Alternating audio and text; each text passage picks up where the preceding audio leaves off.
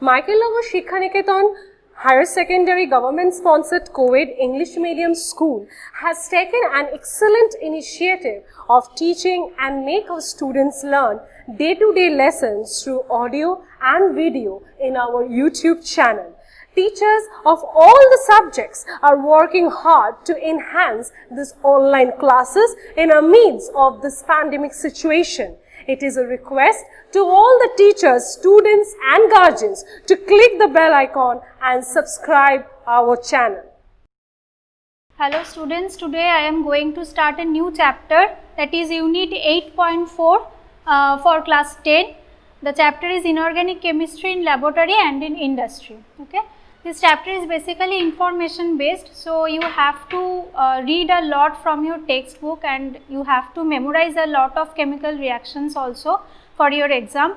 So in this chapter you have to read about ammonia gas, about hydrogen sulfide, about nitrogen and the industrial manufacturing process of hydrochloric acid, sulfuric acid and nitric acid. So let's start one by one. First I am starting today the ammonia gas, about ammonia gas. Okay.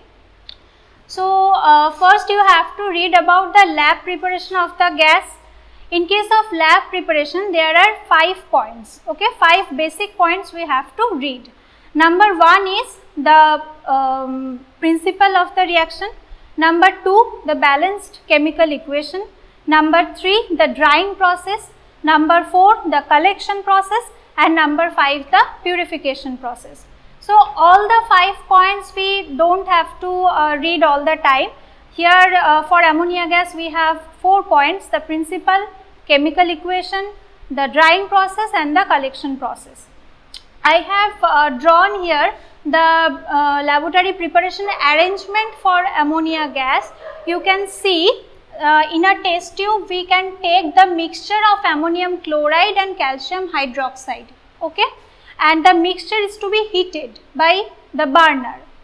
The gas will be generated, that is the ammonia gas will be generated and it will be passed through a chamber of calcium oxide. Why calcium oxide I will say you later, but first see that the generated gas will be passed through a calcium oxide chamber and then we can collect it by the downward displacement of air. Okay, this is the basic process. Now I am explaining that one by one the principle, the chemical equation and the other things. Principle is we have to take here 2 parts of ammonium chloride and 1 part of calcium hydroxide as a mixture and we have to heat the mixture. Okay. So in the principle you have to write in sentence. I am writing here in short, that is we have to take ammonium chloride and calcium hydroxide in a 2:1 ratio. Next, the balanced chemical equation. The equation will be 2NH4Cl plus CaOH whole 2. Together they will form ammonia gas plus calcium chloride plus water. Okay, and you have to balance the equation. It will be 2NH3 and 2H2O.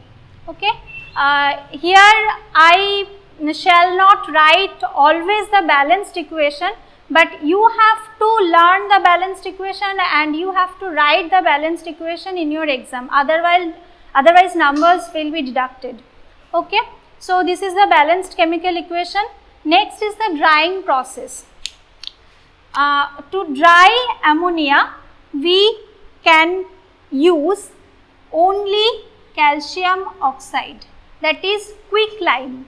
We can use only quicklime, okay, that is calcium oxide. That is why the generated gas is passed through the calcium oxide chamber. We can't use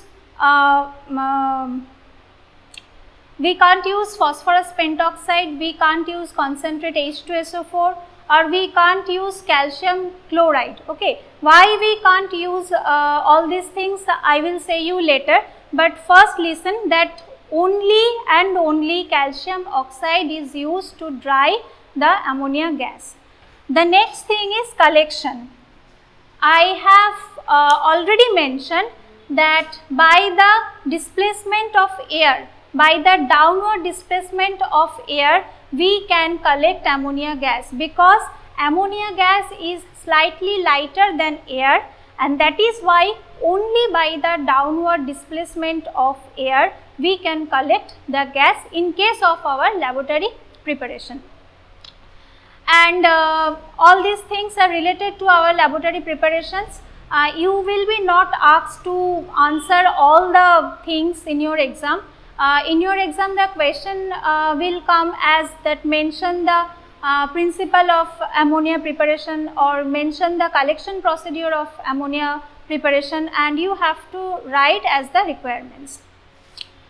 So the next thing I have noted here, why not concentrate H2SO4 or P2O5, that is phosphorus pentoxide, or CaCl2, that is calcium chloride, are not used to dry ammonia gas. Okay, you have to answer the questions by chemical equation. Using chemical equation you have to answer. First, why we can't use concentrate H2SO4?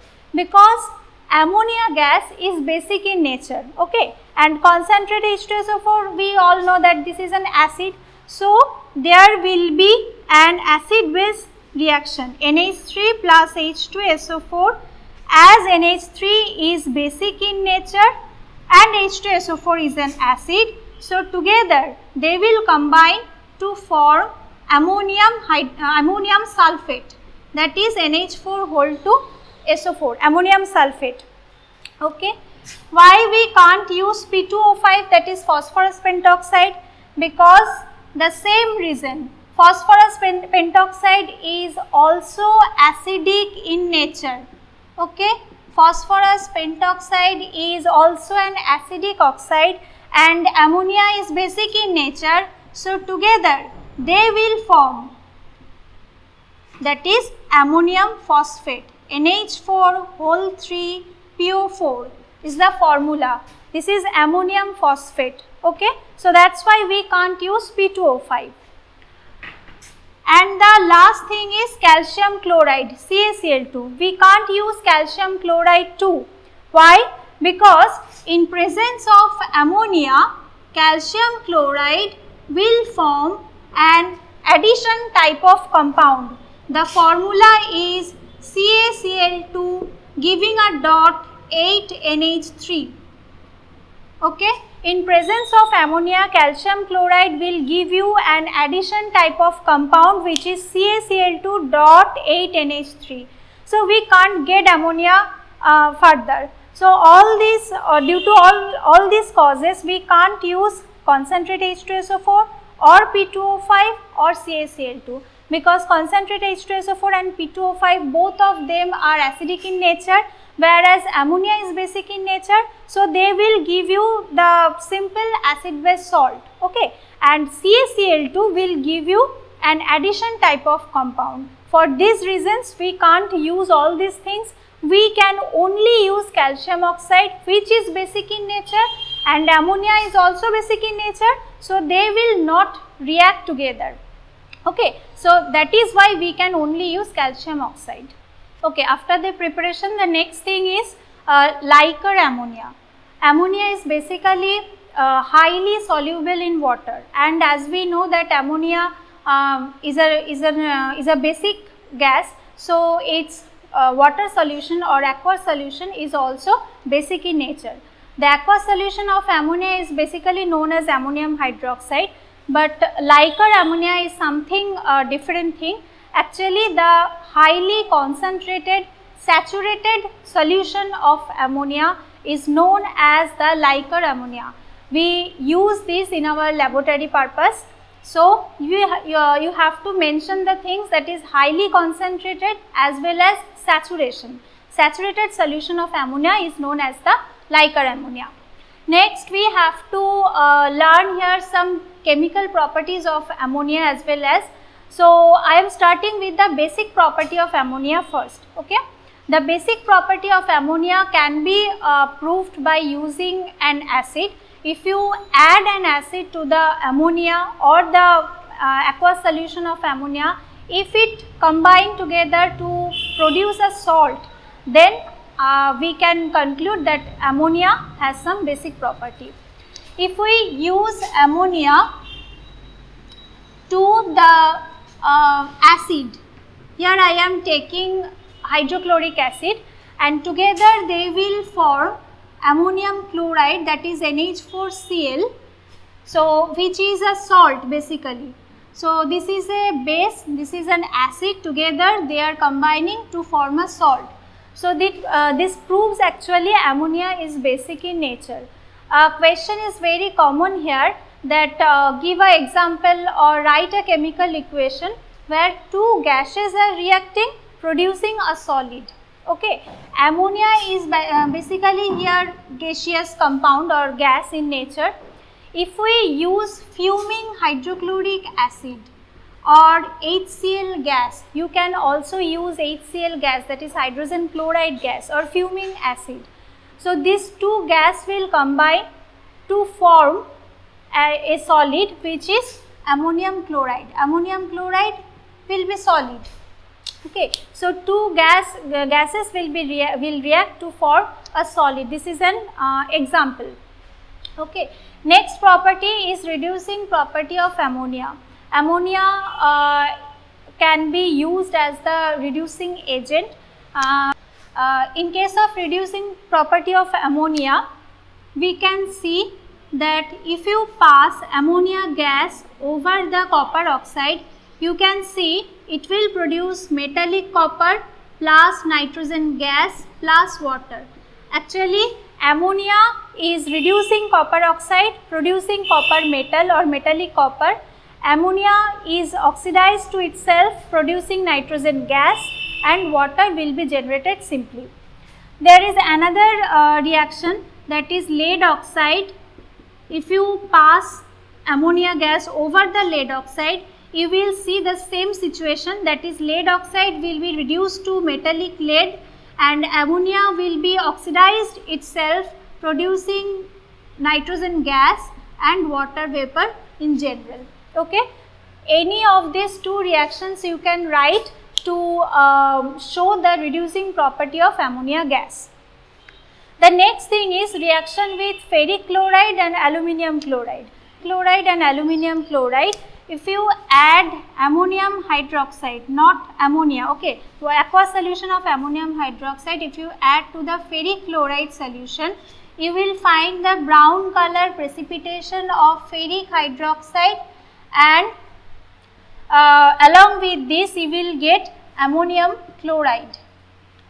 Okay, so if you add, that is if you add ammonium hydroxide to ferric chloride solution, you will get the brown precipitation of ferric hydroxide along with NH4Cl. The second example is, if you add NH4OH to the aluminum chloride solution, then you will get aluminum hydroxide.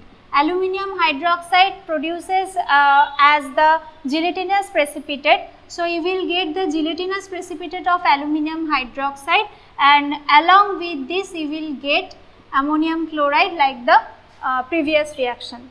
Okay, so in case of reaction with ferric chloride and aluminum chloride, if you add ammonium hydroxide to ferric chloride solution, you will get the brown precipitation of ferric hydroxide, and if you add it to the aluminum chloride solution, you will get the gelatinous white precipitate of aluminum hydroxide along with NH4Cl. You have to mention the type or the color of the precipitation where you will found it in your book always. Okay, that is why I am mentioning repeatedly that for ferric hydroxide this is the brown precipitation, and for aluminum hydroxide this is the white gelatinous precipitation. Now the reaction with chlorine, there are two reactions with chlorine and ammonia. One is, if you add excess of ammonia, if you take excess of ammonia and chlorine, you will get nitrogen and NH4Cl. Okay, and if you take excess of chlorine then you will get NCl3, that is nitrogen trichloride, along with HCl. Okay. If you take excess of ammonia, you will get colorless, odorless gas, nitrogen and NH4Cl, and if you take chlorine in excess, you will get NCl3. NCl3 is basically a highly explosive yellow colored liquid along with the HCl. Okay, these two are very important.